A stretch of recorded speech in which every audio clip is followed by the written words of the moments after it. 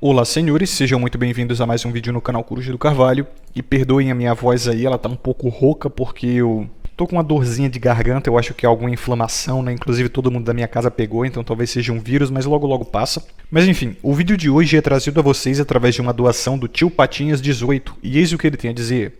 Olá, Coruja, descobri um trecho da Bíblia que achei bem interessante e gostaria de ouvir seu comentário sobre. O livro 1 da carta aos Coríntios, capítulo 7, onde o apóstolo Paulo manda umas red pills.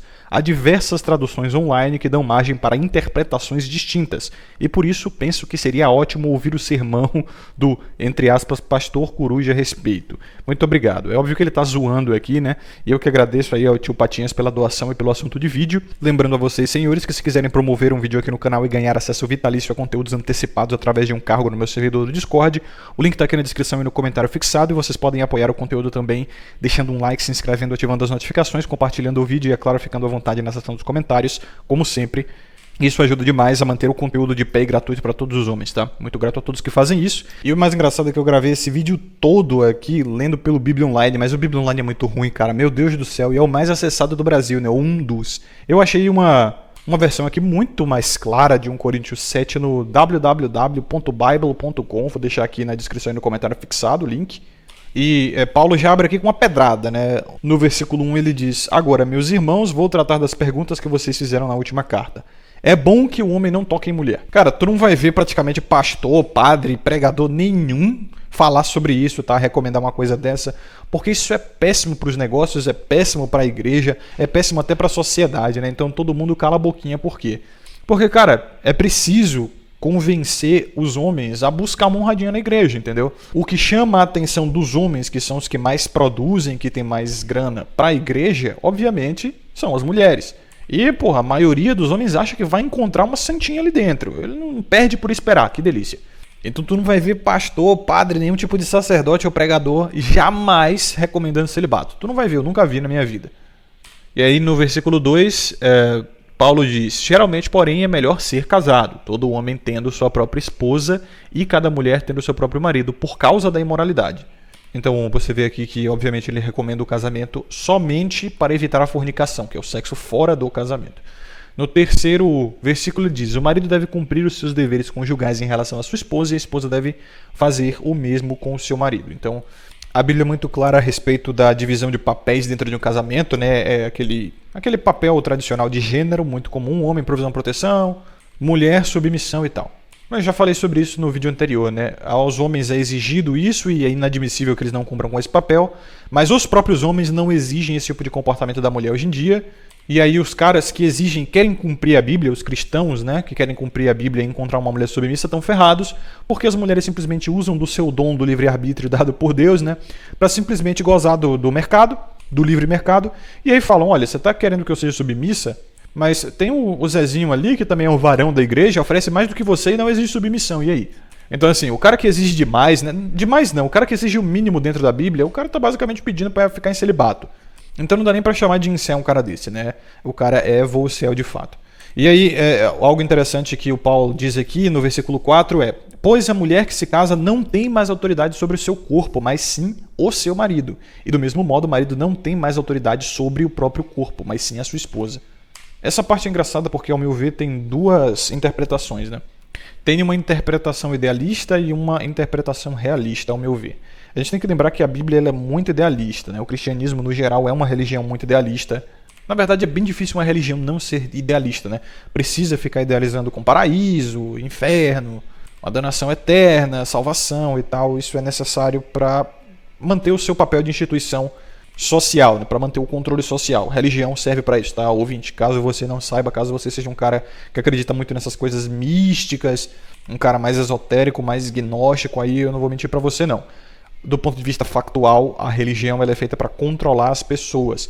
E, ao meu ver, né, os continhos aqui mais lúdicos e tal, essa coisa mais mística, é para se comunicar com pessoas de inteligência um pouco mais limitada, entendeu? É para desenhar, de fato, para aqueles que não entendem muito bem pela lógica, né? Eu acho que os sacerdotes, os escritores da Bíblia sabiam muito bem disso. Então, voltando, né, ao versículo 4, do ponto de vista idealista, eu acho que Paulo ele está tentando dizer que a mulher tem que ter mais autoridade sobre o corpo do homem do que o seu próprio corpo, e vice-versa. Então é como se fosse... É tipo o que o Nando Moura disse, né? Tranque o seu pipi numa gaiola e dê essa chave para uma mulher de honra. E da mesma forma a mulher vai trancar a pepequinha dela numa gaiola e vai dar essa chave para um homem de honra, na teoria. Agora, do ponto de vista mais realista, tem o fato de que os homens eles mal controlam o próprio corpo no sentido sexual, né? A excitação, geralmente, é uma literal perda de controle para a mulher que causa essa sensação no homem. Isso é muito evidente até mesmo na ereção, que muitas vezes acontece sem nenhum tipo de controle, vem do nada e tal. Então, realisticamente falando, né, é muito claro que o homem tem menos poder sobre o próprio corpo, poder sexual, né, do que a mulher tem sobre esse mesmo corpo dele. Agora, realisticamente falando, o que seria a contraparte? Seria a força, né? Como um homem pode ter mais autoridade sobre o corpo da mulher do que o próprio corpo? Usando a força. Só que esqueça tudo completamente, porque isso é literalmente crime hoje em dia, né? Como o Renato Moedo muito bem fala, casamento bíblico hoje é um crime. Então você que é cristão, que pretende se casar, além de você ter que achar uma mulher de honra que é agulha no palheiro, tu ainda tem que ficar desviando da lei para cumprir o casamento bíblico. A gente tem que lembrar que a Bíblia tem pelo menos 2.500 anos de história aí, né, cara? E nessa época, irmão, não tinha Estado, não tinha delegacia da mulher, não tinha nada. Hoje em dia tá muito diferente. Então, casamento bíblico, você exercer o poder sobre o corpo da sua mulher é literalmente crime. Não tô falando de violência, tá? Mas eu tô falando de você se impor fisicamente. Pelo menos essa é a única forma que eu vejo aqui do homem ter mais controle do corpo da mulher do que do seu próprio corpo. Inclusive tendo mais controle sobre o corpo dela do que ela mesma. Porque vamos conver, né? Essa parece ser a narrativa mais óbvia pra mim. Como uma mulher pode ter mais controle do corpo de um homem do que o seu próprio corpo e mais do que ele tem sobre o próprio corpo dele? Sexualidade, óbvio. É aquela coisa que eu falei sobre o mito da mulher submissa, né? O homem é que é o verdadeiro submisso sexualmente, principalmente no mundo lascivo como o nosso. Então os caras eles são literalmente controlados por mulher. Só que como essa contraparte pode existir? Como é que o homem pode controlar o corpo da mulher mais do que o próprio e mais do que ela própria controla o seu próprio corpo? Cara, força, não tem outra. Eu não vejo outra alternativa, né? Aí, no 5 ele diz, no versículo 5, portanto, não se recusem nenhum ao outro. A única exceção a essa regra seria o acordo entre marido e mulher para se absterem de ter relações sexuais por tempo limitado, a fim de que possam dedicar-se à oração. Depois disso, eles devem unir-se novamente, tendo relações para que Satanás não possa tentá-los por causa da sua falta de domínio próprio. Fica muito claro aqui o que ele quis dizer, né? Isso tem uma relação muito clara com o versículo anterior, que é o seguinte: mulher não pode negar sexo ao homem, o homem não pode negar sexo à mulher. Isso, obviamente, vai beneficiar mais o homem do que a mulher, né? Isso fica claro. Por quê? Porque geralmente o homem tem mais libido e porque a libido feminina ela cai muito rápido, principalmente dentro de um casamento, ela começa a enjoar sexualmente do marido e tal. Ela não vai requisitar o marido tanto quanto o marido vai requisitar ela. Sem falar que, assim, se o cara realmente não tiver afim, tiver muito cansado e tal, não tem muito que ele possa fazer para subir ali o mastro, né? Como diz o ditado, não tem nada mais honesto do que um pênis ereto. Mas também, como dizia meu avô, né? Enquanto tiver língua e dedo, mulher não me mete medo. Então, assim, o cônjuge pediu, não tem essa de negar sexo, tá? A menos que seja um consentimento entre ambos para que eles, sei lá, cumpram algum propósito espiritual, mas não fiquem muito tempo assim, porque senão a lasciva se acumula, né? O tesão se acumula e ali, já sabe, pode dar merda. E aí ele põe isso aqui como Satanás, né? Porque tem que lembrar que a caricatura de tudo que é antibíblico, de tudo que vai contra os ensinamentos bíblicos é uma personificação. Seria Satanás. Muitas pessoas acreditam que é um cara de uma pele vermelha, com chifrinho, casco de bode e tal. É uma caricatura, tipo, o que você conta pra criança, né? Mas tem que lembrar que a maioria das pessoas, elas precisam que você desenhe, elas precisam ter uma personificação, uma caricatura para entender as coisas. Então, eu até entendo que é importante, né, essa coisa satânica, essa coisa realmente do bodinho lá, o tinhoso, né? Aí ele diz no versículo 6, não estou dizendo que vocês precisam se casar, é certo que poderão, se assim o quiserem, mas isto não é um mandamento. Aí ele bota aqui no 7, inclusive, eu gostaria que todos os homens ficassem sem casar, tal como eu, mas obviamente no celibato, né? Ele diz, mas não somos todos iguais, Deus dá um dom a cada um. Um tem este dom, o outro aquele. Então ele é bem compreensivo aqui nessa questão de que, nem todo mundo vai tancar o celibato, né? E pode acabar caindo em fornicação. Então a Bíblia ela tem essa visão de que o sexo, até mesmo dentro do casamento, ele é meio que a alternativa menos pior, sabe? É melhor do que a fornicação, menos pior que a fornicação. Então o ideal, segundo Paulo aqui, é o celibato completo. Mas assim, a gente vê que a galerinha nem tenta, né, velho? Os cristãos nem tentam, tipo, nem passa pela cabeça deles. O primeiro propósito é casar, ter filho e viver gostosinho, obviamente dentro das diligências ali, para manter a sua sacrossantidade ou coisa do gênero. Então o cara nem explora o dom dele do celibato, nem tenta, não faz um esforcinho nem nada. O negócio é viver gostoso e gozar. Aí no 8 ele diz: digo, porém, àqueles que não são casados e às viúvas é melhor que fiquem sem casar, assim como eu. No 9, entretanto, se não puderem controlar-se, sigam adiante e casem-se. É melhor casar-se do que arder em desejo. Tá vendo? Ele está sempre deixando claro que esse é o menos pior, né? Não é o ideal. Aqui no versículo 10, ele já bota o antidivórcio, né? Agora, para aqueles que são casados, eu tenho uma ordem que é do Senhor. A esposa não deve separar do marido. 11. Entretanto, se ela se separar dele, que permaneça sem se casar, ou então volte para ele novamente. E o marido não deve divorciar-se da esposa. Então é aquela coisa, faça de tudo para não divorciar, mas divorciou ou reconcilia ou não casa de novo, cara. Ele até no 12 diz o seguinte: agora eu mesmo quero dar orientações sobre o assunto do Senhor. Então é ele falando, né? Que enquanto esteve aqui não tratou. Se um irmão tiver uma esposa descrente, ou seja, não cristã, acredito eu, e ela quiser ficar com ele assim mesmo, ele não deve deixá-la nem divorciar-se dela. 13. E se uma mulher tiver um marido incrédulo, está no mesmo, né, descrente também, caso ele queira que ela permaneça com ele, ela não deve deixá-la nem divorciar-se dele. 14. Porque o marido incrédulo é santificado por meio da mulher, e a esposa incrédula é santificada por meio do marido. Do contrário, os filhos serão impuros, mas agora são santos. Então é basicamente, teu marido ou tua esposa não crê na Bíblia, converte ele ou ela. Fica junto e tenta converter, é basicamente o que ele está dizendo. No 15, no entanto, se o marido ou a esposa incrédula se separar, que se separe. Em tais casos, o irmão ou a irmã não deve insistir que o outro fique, olha só. Quer separar? Separa, é o que ele está dizendo. Pois Deus nos chama para vivermos em paz e harmonia. 16. Esposa, como você poderá ter certeza que seu marido se converterá? Pois é, pode ser que ele não se converta. Ou você, marido, como você poderá ter certeza que a sua esposa se converterá? Então ele está dizendo que assim, não deu para converter, deixa ir embora, deixa rolar. E aí ele explica até no 17 aqui dizendo: mas ao decidir tais assuntos, tenho certeza que vocês estão vivendo como Deus planejou, casando-se ou não casando, de acordo com a direção divina e aceitando a situação em que Deus os colocar. Este é meu critério para todas as igrejas. Então o que ele está dizendo é que se rolou divórcio mesmo, provavelmente estava nos planos de Deus, né, meu parceiro? Provavelmente não, com certeza. Então segue o plano aí, provavelmente foi... Provavelmente não, né? Com certeza, porque a decisão de Deus é absoluta, então não tem probabilidade nisso. Então segue os planos aí, porque com certeza Deus, ele queria isso para você, sabe? O divórcio foi um plano dele para você. Isso é muito comum da visão cristã das coisas, onde eles são absolutos no que acontece, né? Eles aceitam o que vier. No 18 ele diz, por exemplo, um homem que já passou pelo rito judaico de circuncisão, antes de se converter, não deve se preocupar com isso. E se não foi circuncidado, não deve fazê-lo. Então é aquela coisa que o Renato Moedo fala, né? Porra, o Novo Testamento ele é muito mais brando com isso aqui, porque o Velho Testamento o negócio é, não, circuncisa porque a circuncisão é o pacto do homem com Deus. Não tem essa de não ser circuncidado. Inclusive o jovem é circuncidado ali bem novo, né?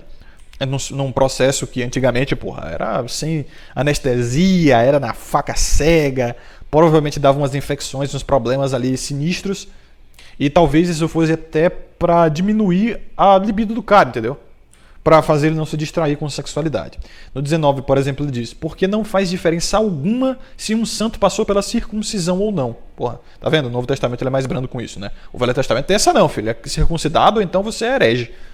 Entretanto, faz muita diferença se ele está agradando a Deus e guardando os mandamentos de Deus. Então, circuncidado ou não, importa estar seguindo os planos, né? No 20, de modo geral, uma pessoa deve continuar na condição em que estava quando Deus o chamou. Você é escravo, não deixe que isso o atormente. Mas, naturalmente, se lhe vier a oportunidade de ficar livre, aproveite-a. O que ele está querendo dizer aqui, ao meu ver, tá? Isso é toda a minha interpretação. É o seguinte, quando você é servo de Deus, a circuncisão é um voto de servitude a Deus, né? Onde você abre mão, inclusive, da sua sexualidade, porque aquilo deve incomodar para o resto da vida, né? A circuncisão antiga, ela era uma coisa de açougueiro, irmão. Então, com certeza, devia diminuir sua libido e incomodar na hora do sexo, com certeza. Então, você abrir a mão da sua carne, do seu prazer, para se manter servo de Deus. Agora, se você é livre, Paulo aqui disse que não tem problema, porém mantenha-se na diligência, né? Ele até disse isso no 23, dizendo, vocês foram comprados por um preço alto, portanto, vocês pertencem a ele, não se tornem escravos de seres humanos. 24. Portanto, queridos irmãos, em qualquer situação em que alguém estiver quando se tornar servo de Cristo, que fique como estava, que foi chamado por Deus. Quando foi chamado por Deus, na verdade. Certo. No 25 ele já abre um outro assunto. Ele diz: agora procurarei responder a outra pergunta de vocês. E as moças solteiras devem permitir-lhes que se casem? Não tem um mandamento especial para elas da parte do Senhor. Entretanto, em sua bondade, o Senhor me deu sabedoria na qual se pode confiar, e eu terei prazer em dizer-lhes o que penso. 26. Nós, os servos de Cristo, estamos enfrentando grandes perigos neste momento. Em tempo como este, eu penso que é melhor para uma pessoa que continue solteira. 27. Naturalmente, se você já estiver casado, não procure se separar. Mas se você é solteiro, então não procure esposa. 28. Entretanto, se você, homem, decidir se casar agora, está bem, não comete pecado. E se uma moça virgem casar-se agora, está bem, também não cometa pecado. Contudo, o casamento trará outros problemas dos quais eu gostaria de poupá-los. 29. Irmãos, a coisa importante é lembrar que o tempo que ainda nos resta é muito curto. Por esta razão, aqueles que têm esposa devem viver como se não a tivessem. Ou seja, agir nas diligências de Deus da mesma forma que não tivesse esposa. Da mesma forma que fosse solteiro, tá ligado? Como ele recomenda mais acima, ou anteriormente. 30. Os que choram como se não estivessem chorando. Os que são felizes como se não estivessem. Os que compraram como se não fosse deles o que compraram. Então é tipo, não deixe as coisas do mundo se distrair das diligências cristãs, né? Ah, eu tenho um carro bonitão. Age como se você não tivesse, não deixe ele te distrair. É basicamente isso. Ah, estou muito feliz, não importa. Não deixe a sua felicidade te distrair dos seus objetivos. Então ele diz no 31, os que tratam de coisas deste mundo como se não tivessem ocupados com elas, né? É uma renúncia da carne, né? A renúncia da materialidade. Ele diz, porque o mundo, em sua forma atual, bem depressa se acabará. 32. Em tudo quanto vocês fizerem, eu gostaria de vê-los livres de preocupação. O homem solteiro pode gastar seu tempo ocupado com a obra do Senhor e pensando no modo de agradá-lo. 33. Mas um homem casado não pode fazer isso tão bem. Ele precisa pensar em suas responsabilidades aqui na terra e em como agradar a sua esposa. 34. Seus interesses estão divididos. O mesmo acontece com uma jovem que se casa. Ela enfrenta o mesmo problema. Uma jovem não casada está ansiosa para agradar ao Senhor em tudo quanto ela é e faz. Uma mulher casada, porém, precisa considerar outras coisas deste mundo, como agradar seu marido. Pois é, né? Ele inclusive trata aqui o casamento, o fato de da mulher ser submissa ao homem, do homem prover proteger para a mulher, aquela coisa toda, é uma distração dos planos divinos, né? Isso aqui está muito claro. Então, assim, é um preço a se pagar para não cair em fornicação. Mas o ideal, obviamente, é o celibato. Porque estando em celibato, estando solteiro, você pode dedicar 100% do seu tempo sem preocupação com filhos e mulher para ser aí o servo de Cristo. 35. Digo-lhes para ajudá-los e não para impedi-los de casar. Quero que façam tudo quanto venha a ajudá-los a melhor servir ao Senhor, tendo o mínimo possível de outras coisas para distrair sua atenção e consagrar-se plenamente ao Senhor. 36. Se alguém sentir que está agindo de forma indevida diante da moça, que está passando da idade, achando que deve casar, faça o que achar melhor, mas que se case, não é pecado. Então ele está sugerindo aqui que tipo, a guria é virgem e ela está querendo, e ela está ficando velha, está passando da flor da idade, está perdendo fertilidade, ela quer filhos, ela quer um marido, ela quer se deitar e tal. Se você quiser atender a ela, enfim, se você tiver desejo, vai lá e faz isso, mas dentro do casamento, né? 37. Mas se um homem tem força de vontade para não casar-se e decidir que ele não precisa fazê-lo e não faz, tomou uma sábia decisão. 38. Portanto, a pessoa que se casa faz bem e a que não se casa faz ainda melhor. 39. A esposa está ligada ao marido enquanto este viver. Se o esposo morrer, ela então poderá casar-se novamente, mas somente se ela casar com um servo de Cristo. Eu acho que isso se aplica a homens viúvos também, mas ele não fala aqui porque, naquela época, irmão, homem morria muito cedo, né? Muito antes da mulher. Até hoje é assim. E olha que o homem é para viver mais do que a mulher por conta da testosterona e tal. Naturalmente é para ele ter mais expectativa de vida, mas assim, pelas mulheres serem providas e protegidas, pela quantidade de privilégios e tal, elas não conseguem só igualar essa expectativa de vida como superpassar um limite natural, entendeu? E aí no 40 e último versículo deste capítulo ele diz, mas na minha opinião ela será mais feliz se não se casar de novo. E eu penso que estou dando a vocês um conselho da parte do Espírito Santo quando digo isso. Então vocês conseguem perceber aqui claramente, tá que é muito, muito simples, né, de entender, pelo menos nessa fonte aqui, porque o Bíblia Online, meu Deus do céu, é muito ruim, cara. Mas assim, a conclusão é que, segundo Paulo, o casamento ele é para ser bem simples, tá? E na teoria é uma coisa, é uma tradição até, inclusive até hoje, né? E na minha opinião é muito fácil até e muito confortável se manter um casamento, sabe? Porque eu acho que é perfeitamente possível que um homem ele busque sua satisfação só numa mulher e a mulher busque sua satisfação só num homem. Eu acho que é perfeitamente possível que, dado o esforço, a maturidade e o interesse necessário para isso, é possível que ambos atendam suas necessidades ali, né, um com o outro, durante toda a vida. Só que, novamente, isso é idealista, né? No mundo real as coisas são mais complicadas. Não é porque é possível que vai acontecer a torta e a direito que você vai ver em tudo quanto é lugar. Por exemplo, é possível que você ganhe na loteria jogando um jogo só? É possível. Vai acontecer? Provavelmente não. Então eu acho que fica muito bem claro aqui que Paulo está querendo falar de idealismos, né? Do que seria o ideal. Mas a merda vai acontecer eventualmente. Vai ter traição, provavelmente, vai ter insubmissão, vai ter problema e, obviamente, Paulo, pô, se ele tivesse vivo hoje para ver o que é o casamento, para ver o que o cristianismo se tornou, para ver o que é delegacia da mulher, Lei Maria da Penha, essas paradas todas, irmão, eu acho que nem ele seria capaz de prever isso, de profetizar algo assim, né? Porque, obviamente, o mundo já era ruim pra caramba naquela época, né? Obviamente, o mundo nunca foi perfeito, então era cheio de sacanagem naquela época também, mas hoje, irmão, o negócio tá sinistro. Pelo menos no quesito casamento bíblico, do meu ponto de vista, e talvez até Paulo, se estivesse vivo hoje, concorde comigo, esqueça tudo completamente, não tem mais essa porra, tá? É celibato ou fornicação, e obviamente o celibato vai ser preferível, mas casamento bíblico meio que não existe mais, até porque foi o que eu falei, né? Um dia que tu vai encontrar, que já era raro naquela época antiga, uma seguidora de Cristo e, pô, exercer algo que é literalmente crime no mundo de hoje. Vocês discordam de mim? Pô, inocente, né? Mas enfim... vejo vocês no próximo vídeo aí, senhores. Muito grato ao Tio Patinhas pela promoção. Muito grato a vocês que acompanharam até aqui. Um forte abraço. Lembrem-se de ter sabedoria e consciência sempre. E até mais.